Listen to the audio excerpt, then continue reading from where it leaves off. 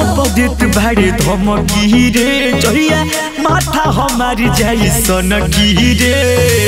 अरे बाबू सुन खाली फोनवा पदित भाड़े धमकी रे जहिया माथा हमारी जाई सनकी रे।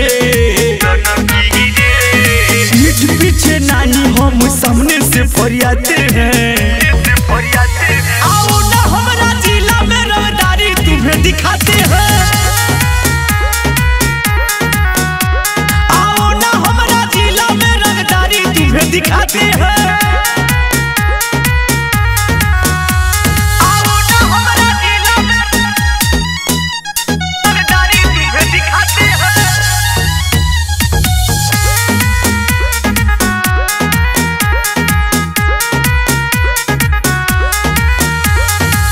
बड़े बड़े मफिया के टूट गया नाज रे देखते ही बेटा यहाँ के समाराज रे। सुन बड़े बड़े मफिया के टूट गया नाज रे देखते ही बेटा यहाँ के समाराज रे। बात से जो ना समझे हम उसको भी लतियाते हैं। आओ ना हमारा जिला में रंगदारी तुम्हें दिखाते हैं।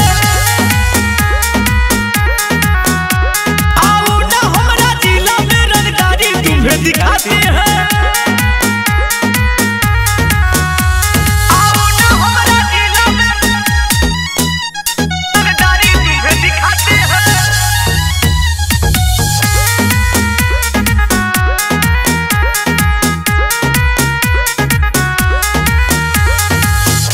हथियार के हम रखते हैं सब नाम से दहशत पूरा एरिया में खौफ। पूरा एरिया दीवाना रे बाबू। हथियार के हम रखते हैं सब नाम से दहशत पूरा एरिया में खौफ। सिकंदर अनिल दीपक अच्छे से समझाते हैं।